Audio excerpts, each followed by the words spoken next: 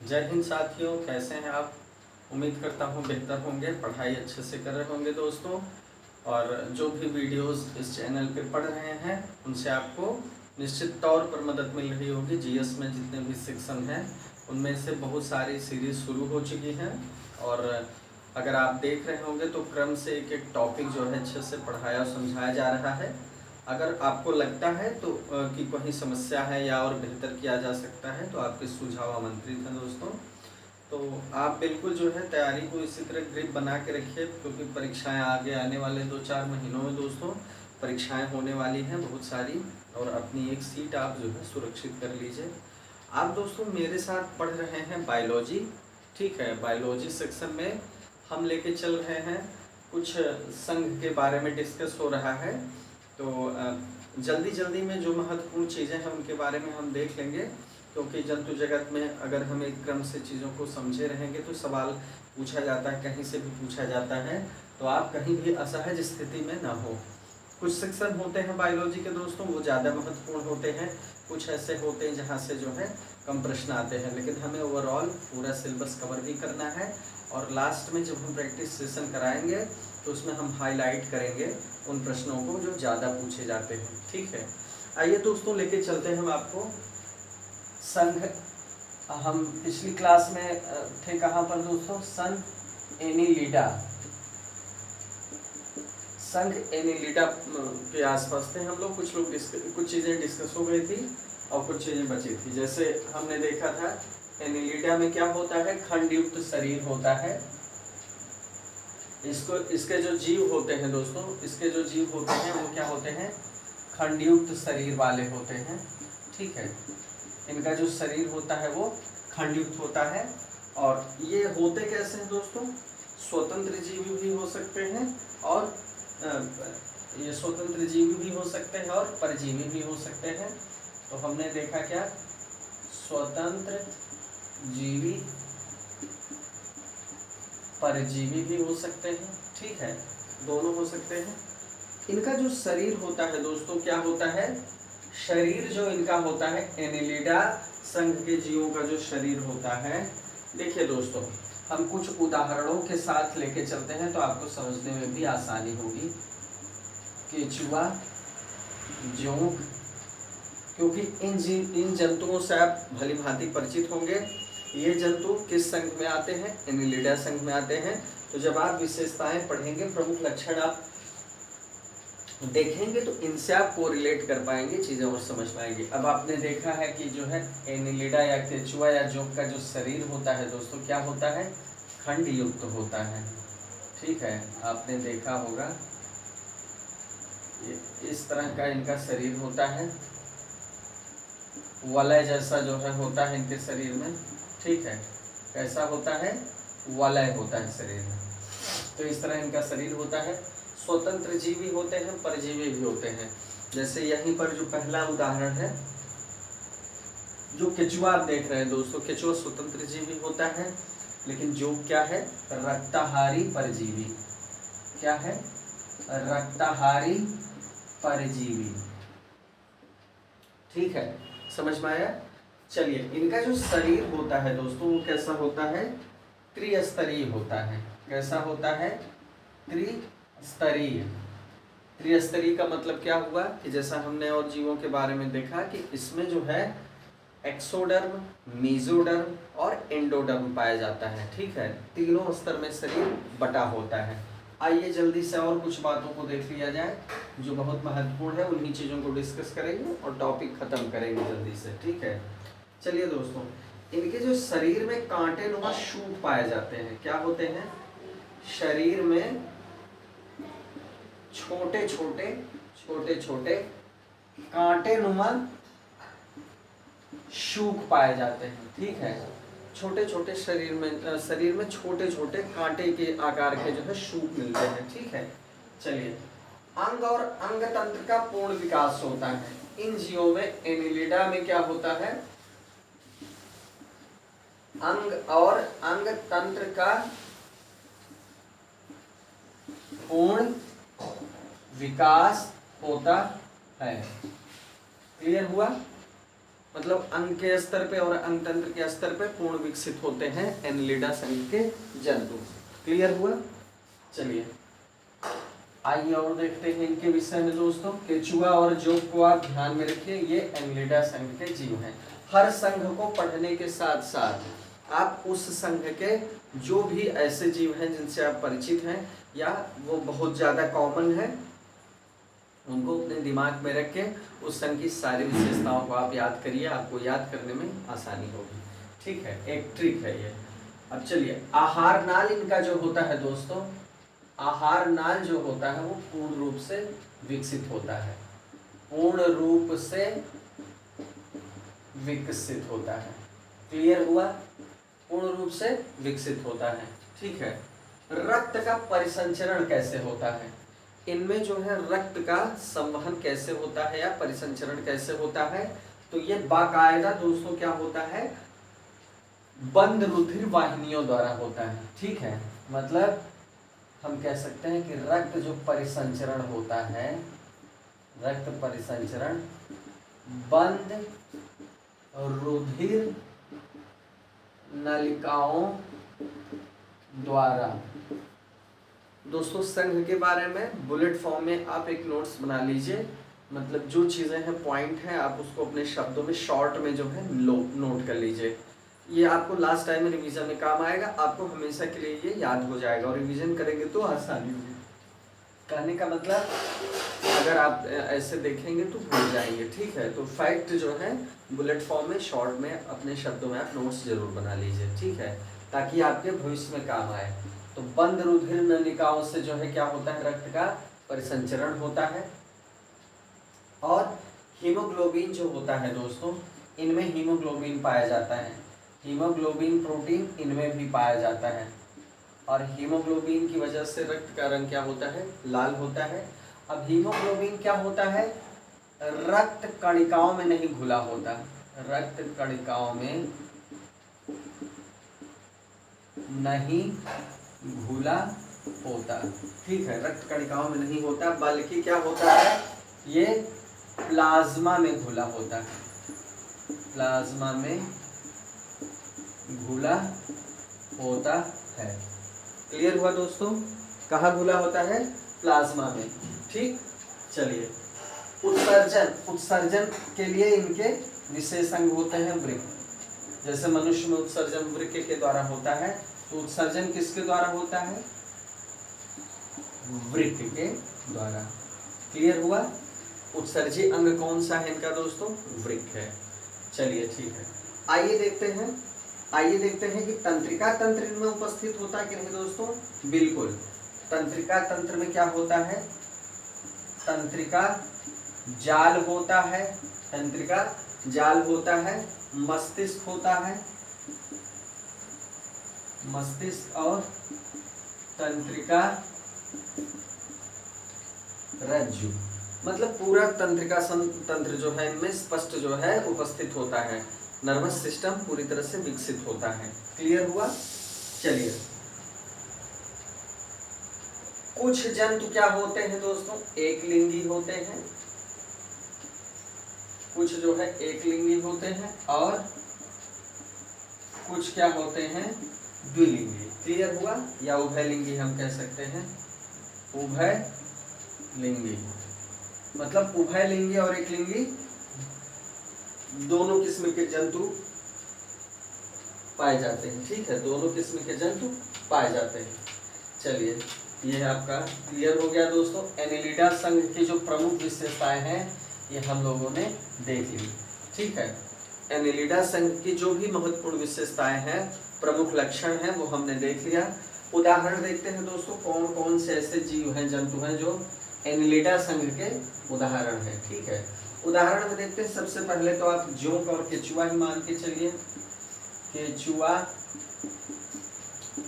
जोंक, ये दो सबसे महत्वपूर्ण है।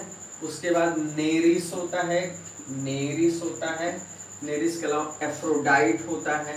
क्या होता है? एफ्रोडाइट होता है। ये महत्वपूर्ण जंतु है संघ एनिलिडा के। ठीक है, संघ एनिलिडा के ये महत्वपूर्ण जंतु है। क्लियर हुआ दोस्तों? चलिए, संघ एनेलिडा की मुख्य बातें हुई। अब देखिए इसमें जो नेरिस होता है दोस्तों, ठीक है, आइए इनके बारे में कुछ जानते हैं। नेरिस, ये नेरिस जो है एनेलिडा का एक जंतु है। इसको क्या कहते हैं? सीपी कृमि कहते हैं। क्या कहते हैं? सीपी कृमि। ये कहाँ पाया जाता है दोस्तों? ये समुद्र तट पे चट्टानों के नीचे पाया जाता है या वनस्पतियों के बीच? ये कहाँ पाया जाता है? समुद्र तट में चट्टानों के नीचे पाया जाता है या वनस्पतियों के बीच पाया जाता है। जो का आप जानते ही हैं कि ये मीठे जल में पाया जाता है, मीठे जल में, ठीक है, पोखरे में, गड्ढे में, पोखरे में, गड्ढे में, तालाब में, ठीक है, क्लियर हुआ? ये परजीवी होता है और रक्ताहारी होता है। परजीवी कैसा होता है? बाह्य परजीवी। आपने देखा होगा जो भी पालतू जीव हैं जैसे भैंस, गाय और इन सब तरह के स्तनधारी जीव हैं, तो इनके शरीर में बाहर से ये चिपक के क्या करता है? अपने चूषकों के माध्यम से चिपक के खून को चूसता है। तो क्या है दोस्तों? बाह्य परजीवी है और रक्ताहारी है, मतलब उनके रक्त पे ये जीवित रहता है, ठीक है, बहुत अधिक खून चूस लेता है ये, ठीक है। चलिए ठीक है, यह हो गया दोस्तों। अब सबसे इम्पोर्टेंट इस संघ का जो जंतु है दोस्तों वो है केचुआ। और केचुआ जो है बहुत ही महत्वपूर्ण है किसानों के लिए भी और प्रकृति के लिए भी। किसानों का मित्र भी कहा जाता है, किसानों का मित्र कहा जाता है। किसको? केचुआ। ये प्रश्न पूछा जाता है कि कौन सा जंतु ऐसा है जिससे किसानों का मित्र कहा जाता है, तो वो है दोस्तों केचुआ, ठीक है। प्रकृति का हलवाहा कहा जाता है, प्रकृति का हलवाहा। हलवाहा क्यों कहा जाता है दोस्तों? क्योंकि ये मिट्टी को पोपली कर देता है, ऊपर से नीचे तक जो है वायु के आवागमन के लिए ये मिट्टी को पोपली कर देता है ताकि आसानी से मिट्टी सांस ले सके, ठीक है। पृथ्वी की आंत भी कहा जाता है इसे, ठीक है। तो ये जो है एनिलिडा संघ का एक बहुत महत्वपूर्ण जीव है। चलिए दोस्तों, एनिलिडा संघ हमारा क्लियर हो गया। अब एनिलिडा के बाद जो हमको पढ़ना है दोस्तों वो बहुत ही महत्वपूर्ण संघ है। आज हम उसको पढ़ाएंगे और इसे कंप्लीट भी करेंगे आज की क्लास में। अब हम पढ़ेंगे दोस्तों आर्थ्रोपोडा संघ के बारे में। आर्थ्रोपोडा संघ बहुत ही महत्वपूर्ण है ये, और ये सबसे बड़ा संघ भी है, ठीक है। ये क्या है? जंतु जगत का सबसे बड़ा संघ, जंतु जगत का सबसे बड़ा संघ। अब अगर ये कहा जाए कि इस संघ में सबसे बड़ा वर्ग कौन सा है, सबसे बड़ा वर्ग कौन सा है जीवों का, तो वो आएगा कीट जगत, इंसेक्टा। इंसेक्टा मतलब कीट जगत किसका जो है संघ का है ये वर्ग, ये वर्ग है जो है आर्थ्रोपोडा संघ का। तो ये अपने आप में सबसे बड़ा वर्ग है अगर ये सवाल पूछे। और अगर सबसे बड़े संघ की बात की जाए दोस्तों तो वो कौन सा है? संघ आर्थ्रोपोडा। क्लियर हुआ? ठीक है। इसमें लगभग 10 लाख जंतु आते हैं, सोचिए 10 लाख जंतुओं का ये संघ है दोस्तों, जंतुओं का संघ। जो पर्वत पहाड़ कितनी भी ऊंचाई हो जहां भी जीव मिल सकते हैं, और समुद्र की गहराई, समुद्र की पर्वतों की ऊंचाई और समुद्र की गहराई में लगभग 8 किलोमीटर, 8 किलोमीटर गहराई तक, मतलब जहां तक जीव जो है सहजता से जीवित रह सकते हैं। क्लियर हुआ? तो कहने का मतलब वहां तक इनका अस्तित्व पाया जाता है, ठीक है। अब आइए देखते हैं दोस्तों इनके मुख्य मुख्य लक्षणों के बारे में जो महत्वपूर्ण है। संघ आर्थ्रोपोडा के महत्वपूर्ण लक्षणों को देखते हैं। अच्छे से देखिएगा, नोट जरूर करिएगा दोस्तों, महत्वपूर्ण संघ है ये। अगर आर्थ्रोपोडा को हम बांटते हैं दो शब्दों में, जो दो ग्रीक शब्दों से मिलकर बना है, तो उसमें क्या होगा, आर्थ्रोन, आर्थ्रोन। ये बहुत इंपॉर्टेंट नहीं है जानना, लेकिन इसलिए आप जान लीजिए ताकि इस शब्दों के अलग अलग जोड़ से क्या होता है, किस शब्द से मिलके बना है, इससे आप उस शब्द का पूरा मतलब जान सकते हैं। जैसे ग्रीक भाषा के किस शब्द से बना है, आर्थ्रोन से बना है, जिसका मतलब क्या होता है दोस्तों, ज्वाइंट होता है। ठीक है, दूसरा क्या है, पोडोस, पोडोस, जिसका मतलब क्या होता है, फूट। अब देखिए इसी से आपने मतलब इसका जान लिया। ऐसे जंतु जिनके जॉइंट फूट होते हैं, ठीक है, मतलब संधियुक्त पाद, इसको हम कह सकते हैं संधिपाद, मतलब जिनके पैर जो है क्या हो, संधियुक्त हो, जिनके पैर संधियुक्त हो, वो कौन है, आर्थ्रोपोडा। ठीक है, ये बात क्लियर हो गई। चलिए अब देखते हैं इनके महत्वपूर्ण लक्षणों के बारे में दोस्तों। तो ध्यान दीजिए, ये थल, जल और वायु तीनों जगह उपस्थित होते हैं, तीनों जगह उपस्थित, मतलब जल थल वायु सब जगह इनकी उपस्थिति होती है, पहली बात। दूसरी बात, शरीर खंडयुक्त होता है, शरीर खंडयुक्त होता है और त्रिस्तरीय होता है। कैसा होता है, त्रिस्तरीय, मतलब एक्सोडर्म, मेसोडर्म और एंडोडर्म। ठीक है, खंडित होता है तो मतलब मान के चलिए एक सिर होगा अग्रभाग की तरफ,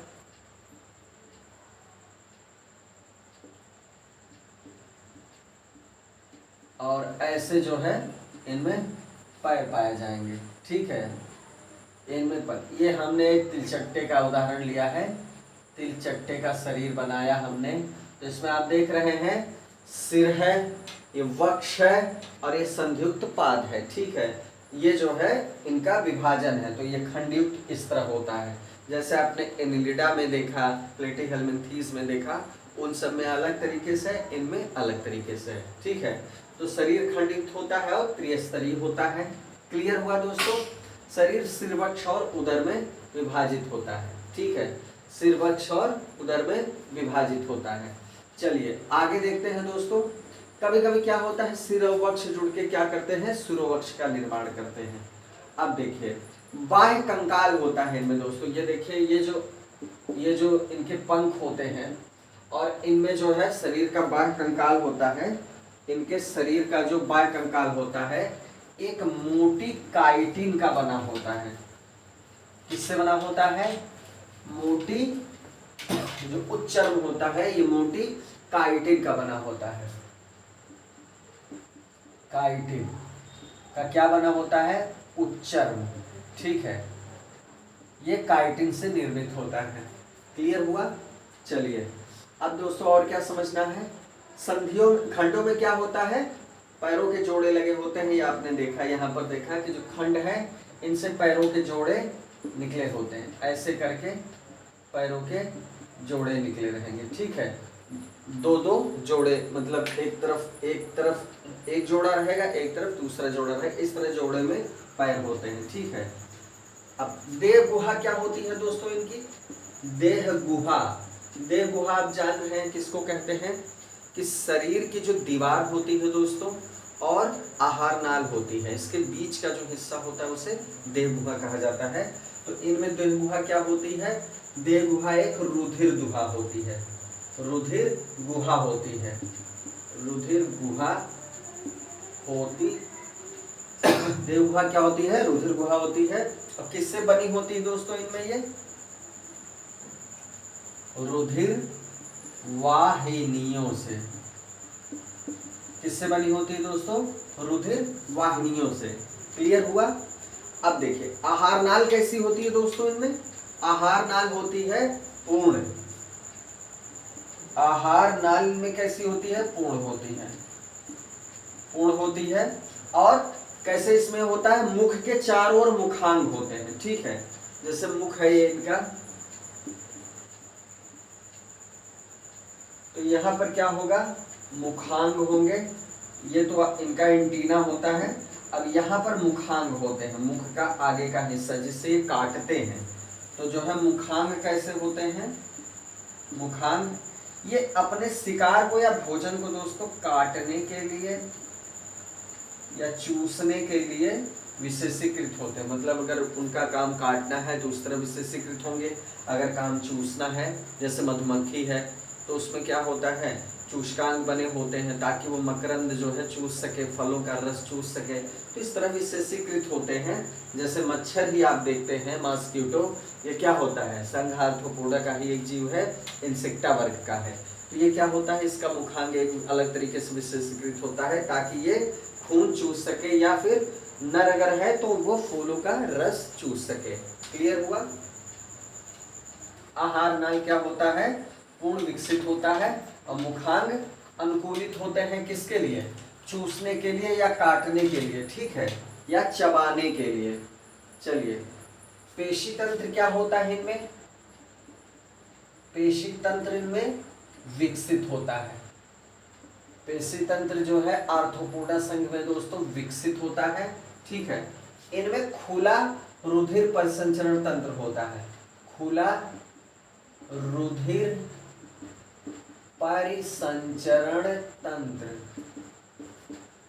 मतलब एनिलिडा में आपने देखा बंद परिसंचरण तंत्र होता है, इनमें ऐसा नहीं होता। इनमें क्या होता है, ओपन होता है, ठीक है, खुला रुधिर परितंत्र होता है। और हृदय इनमें होता है, लंबा होता है, हृदय लंबा होता है तथा संकुचित होता है। क्या होता है दोस्तों, कॉन्ट्रैक्ट होता है या संकुचनशील होता है। संकुचनशील मतलब ये क्या होता है, फ्लेक्सिबल होता है, लंबा होता है तथा संकुचनशील होता है।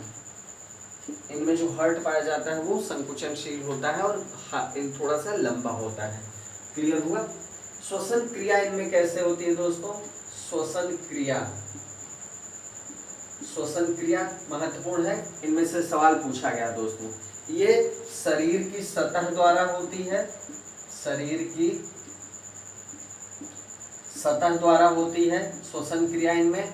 और कैसे होती है, देखिए जो जलीय जीव होंगे दोस्तों, जो जलीय जीव होंगे, जलीय जीवों में क्लोम के द्वारा होगी, क्लोम के द्वारा। अब जलीय जीव में जैसे एक झींगा मछली है, झींगा संयुक्त पैर होते हैं, आप ये भी समझिए ये किसका उदाहरण है, आर्थ्रोपोडा संघा। अब जैसे ही झींगा क्या है, ये जलीय जीव है, तो इसमें क्या होगा, क्लोम के द्वारा श्वसन होगा, ठीक है। शरीर की सतह द्वारा भी होता है, क्लोम द्वारा भी होता है।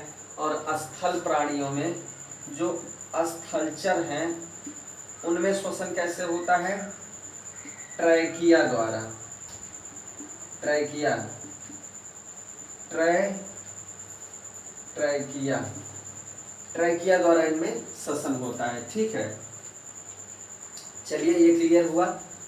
ट्रैकिया पूछता है कि ट्रैकिया द्वारा श्वसन किसमें होता है, तो किसमें होता है दोस्तों, संघ आर्थ्रोपोडा के कीट वर्ग के प्राणियों में किससे श्वसन होता है, ट्रैकिया द्वारा, ठीक है।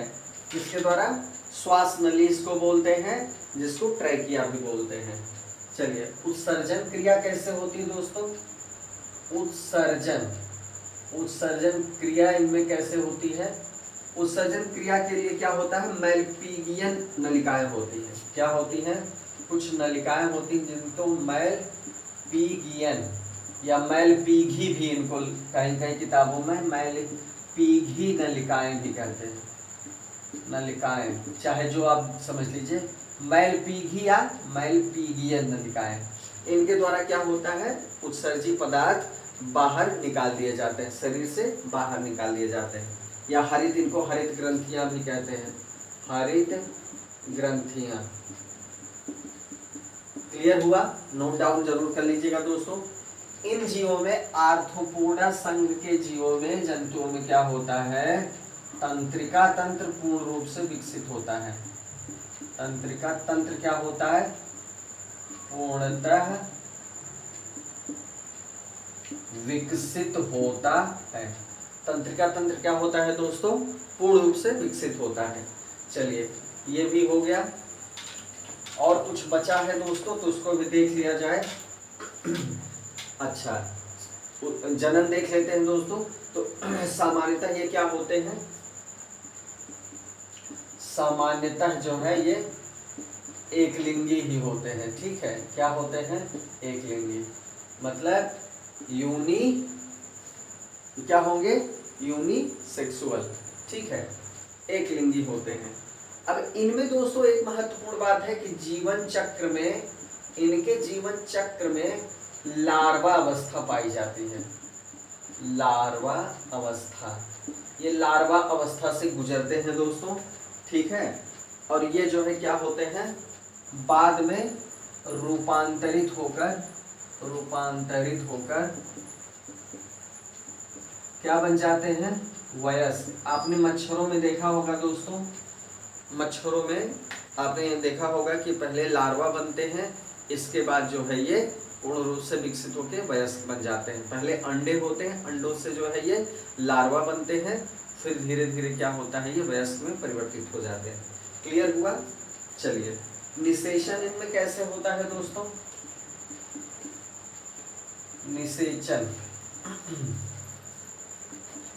निषेचन बाह्य भी होता है और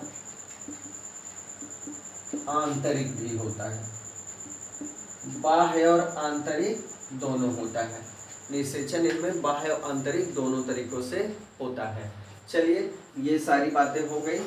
अब इनके बारे में हमने जो भी ऐसी चीजें हैं परीक्षा की दृष्टि से महत्वपूर्ण, वो सारी चीजें हमने डिस्कस कर ली। अगर आप इनको नोट डाउन करके लिखे होंगे या लिखेंगे तो निश्चित तौर पर आपको इससे बाहर सवाल कहीं नहीं ले आएगा और इससे बाहर कहीं फैक्ट आपको भटकने की जरूरत नहीं पड़ेगी।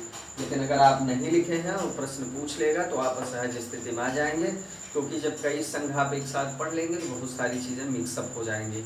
और अलग अलग अगर आप लिखे रहेंगे तो आपको स्पष्ट रहेगा हर संघ के जंतुओं में अलग अलग विशेषताएं, कुछ चीज़ें कॉमन हो सकती हैं, जैसे अलिंगी, बहुत सारे संघ में अलिंगी भी होते हैं, कुछ में अलैंगिक जनन होता है, कुछ में लैंगिक जनन होता है, कुछ में जो है एक लिंगी होते हैं। कई सारे संघ के जंतुओं में एक लिंगी पाए जाते हैं, कुछ कई सारों में उपलोग जो है उभयलिंगी पाए जाते हैं, कुछ में श्वसन तंत्र विकसित होता है, कुछ में जो है उत्सर्जन तंत्र विकसित होता है।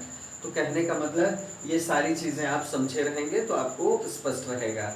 आइए दोस्तों, इनके कुछ उदाहरण देखते हैं, कौन कौन से ऐसे जंतु हैं जो संघ आर्थ्रोपोडा में सम्मिलित किए जाते हैं। तो सबसे पहले तो आप यही मान के चलिए, मच्छर है, मच्छर, बिच्छू है, केकड़ा है दोस्तों, क्या है, केकड़ा है, मक्खी है, मधुमक्खी है, मधुमक्खी है, केकड़ा है, ये सब क्या है, रेशम का कीट है, तिलचट्टा है, रेशम का कीट है, तिलचट्टा या टिड्डा है, तिलचट्टा, मच्छर हो ही गया। तो ये कहने का मतलब ये सारे जीव जो है किस में आते हैं दोस्तों, केकड़ा हो ही गया। झींगा मछली हमने भी बताया ही था कि ये जलीय जीवों में आता है, झींगा। ठीक है, ये सारे किसके उदाहरण हैं दोस्तों, ये उदाहरण है संघ आर्थ्रोपोडा के। ठीक है, संघ आर्थ्रोपोडा खत्म हो गया दोस्तों, ये संघ हमने कंप्लीट कर लिया। ठीक है,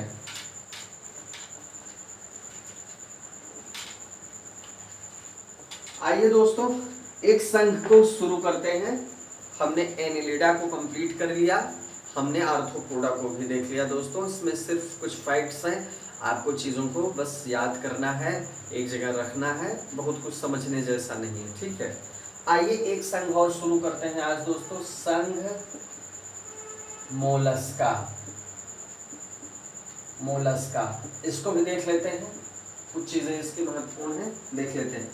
सबसे पहले इस शब्द का, मोलस्का शब्द का प्रयोग, सबसे पहले शब्द का सर्वप्रथम प्रयोग है वो किसने किया दोस्तों, अरस्तु ने। अरस्तु बहुत बड़े विद्वान थे, आपको इनके बारे में पहले से ही पता है, बहुत चीजें हम बता चुके हैं। तो अरस्तु जो है विज्ञान के जनक है, जीव विज्ञान के जनक हैं, जंतु विज्ञान के जनक हैं। ठीक है, तीन चीजों के जनक हैं, इनका बहुत महत्वपूर्ण योगदान है बायोलॉजी के क्षेत्र में। तो इस शब्द का प्रयोग सबसे पहले अरस्तु ने किया किसके लिए? कटल फिश के लिए, ठीक है, कटल फिश के लिए। ये तो एक बात हो गई दोस्तों।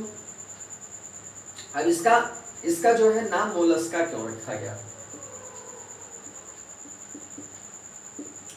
मोलस्क मतलब होता है दोस्तों वो जंतु जिनका शरीर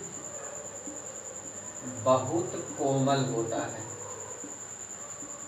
इनका शरीर जो है बहुत ही कोमल होता है, बहुत ही सॉफ्ट होता है, इसीलिए इस संघ के प्राणियों में एक बाह्य कंकाल जैसी संरचना पाई जाती है। कैल्शियम कार्बोनेट की बना हुआ जो है कंकाल पाया जाता है। जैसे आप सीपी देखते हैं, सीपी जो जीव होता है उसके अंदर जो जीव होता है या घोंघा आप देखते हैं, उसका शरीर बहुत ही कोमल होता है दोस्तों, ठीक है, इसीलिए कवच पाया जाता है। तो इसी कोमल शरीर की वजह से इनका नाम क्या है?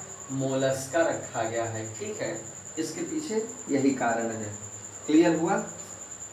अब इनका शरीर जो होता है सिल से ढका होता है। किससे ढका होता है? एक कवच होती है। सामान्यतः इनके जो है जीवों में एक सेल से ढका हुआ शरीर होता है, ठीक है। क्लियर हुआ? आइए कुछ प्रमुख लक्षण देख लिया जाए दोस्तों। प्रमुख लक्षण जो मोलस्का संघ के जीवों के अंदर पाए जाते हैं, ऐसे कुछ प्रमुख लक्षणों के बारे में हम आपको बताने जा रहे हैं, ठीक है। अधिकांश सदस्य मोलस्का में आपके दिमाग में जो सीन बन रहा होगा दोस्तों, घोंघे का बन रहा होगा, सीपी का, जो ऑक्टोपस होता है दोस्तों वो भी जो है संघ मोलस्का में आता है, ठीक है। इसके ऊपर भी जो है एक कवच होता है कैल्शियम कार्बोनेट का। चलिए आइए देखते हैं महत्वपूर्ण बातें क्या है। पहली चीज, अधिकांश जो जंतु होते हैं दोस्तों, अधिकांश जंतु क्या होते हैं? समुद्री होते हैं। क्या होते हैं? समुद्री। इस संघ के अधिकांश जीव क्या होते हैं? समुद्री होते हैं। क्लियर हुआ? चलिए एक चीज तो क्लियर हो गई। दूसरी चीज, अच्छा एक चीज और भी है दोस्तों, मोलस्का क्या है? ये दूसरा सबसे बड़ा संघ है, दूसरा बड़ा संघ है ये। मतलब सबसे बड़ा संघ आपने देखा अकशेरुकी जीवों में, मतलब जिन जीवों में कशेरु दंड नहीं पाया जाता उनको अकशेरुकी कहते हैं। अकशेरुकी जीवों का सबसे बड़ा संघ कौन सा? आर्थ्रोपोडा है। और दूसरा जो सबसे बड़ा संघ है वो कौन सा है जो हम पढ़ रहे हैं? मोलस्का, ठीक है। तो ये बात हो गई। अधिकांश जंतु इसके क्या होते हैं दोस्तों? समुद्र में ही पाए जाते हैं, समुद्री होते हैं। कुछ ऐसे होते हैं जो कुछ जो है स्थल पे भी पाए जाते हैं और कुछ कहाँ पाए जाते हैं? मीठे पानी में या मीठे जल में, ठीक है। कुछ मीठे पाए जाते हैं लेकिन ज्यादातर इनके जो जीव होते हैं वो समुद्री होते हैं, वो सैलाइन वाटर में ही पाए जाते हैं। क्लियर हुआ? खंडहीन शरीर होता है, इनके शरीरों में खंड नहीं होता। तो कहने का मतलब अब ऐसे जीव आपको मिल रहे हैं जिनमें खंड नहीं। पीछे आपने देखा होगा सारे जीवों के शरीर में खंड पाए जाते थे, चाहे वो आर्थ्रोपोडा संघ हो, एनिलिडा हो, एस्केहेलमिन्थीज हो, चाहे वो निमेटोडा हो। आपने देखा कि उनमें खंड पाए, चाहे वास्तविक हो चाहे अवास्तविक, लेकिन खंड पाए जाते हैं। तो खंडहीन शरीर होता है इनका। खास बात क्या है? खंडहीन शरीर है और कोमल शरीर है। और अधिकांश इसके जो दोस्तों अधिकांश जंतु होते हैं वो धीमी गति से चलने वाले होते हैं। ये महत्वपूर्ण बात है, धीमी गति से चलने वाले होते हैं। स्नेल जो होता है, घोंघा मूव करता है दोस्तों बहुत ही स्लोली, ठीक है। ये बहुत ही धीमी गति से, अधिकांश की बात हो रही है। ऑक्टोपस धीमी गति से नहीं करता है, ऑक्टोपस तो बहुत तेजी से भाग जाता है, लेकिन अधिकांश जो जंतु होते हैं इसके वो बहुत तेजी से नहीं गमन करते, बल्कि वो धीमी गति से चलने वाले होते हैं। क्लियर हुआ? इनका भी जो शरीर होता है दोस्तों क्या होता है? त्रिस्तरीय होता है। शरीर त्रिस्तरीय होता है, ठीक है। त्रिस्तरीय मतलब एक्सोडर्म, मेसोडर्म और एंडोडर्म में विभाजित होता है। क्लियर हुआ? देह गुहा क्या होगी? देह गुहा छोटी होगी देह गुहा छोटी होती है। और खास बात क्या है, आहार नाल आहार नाल दोस्तों इसमें क्या होता है, आहार नाल में पूर्ण होता है और यू आकार का होता है। इनमें जो आहार नाल होता है दोस्तों वो यू आकार का होता है और पूर्ण रूप से विकसित होता है। क्लियर हुआ? चलिए, क्लियर हो गया दोस्तों। उम्मीद करता हूं दोस्तों आज के लिए बस इतना ही। तो उम्मीद करता हूं आपको ये 2 वर्ग तो खत्म हो गए, ये भी अगली क्लास में खत्म हो जाएगा और कुछ और वर्गों के साथ ये जो है किंगडम खत्म हो जाएगा पूरी तरह से। फिर आगे नए टॉपिक के साथ हम शुरू करेंगे। तो दोस्तों उम्मीद करता हूं कि आज आपको अच्छे से समझ में आया होगा सारी चीज़ें। इनको नोट्स ज़रूर बना लें दोस्तों, टॉपिक वाइज नोट्स बना के बुलेट फॉर्म में ही बना लें, लेकिन नोट्स ज़रूर बनाएं। अगर नोट्स आप नहीं बनाएंगे तो इनका अच्छे से फ़ायदा नहीं उठा पाएंगे। तो दोस्तों इसी के साथ मिलते हैं अगले वीडियो में दोस्तों। जय हिंद।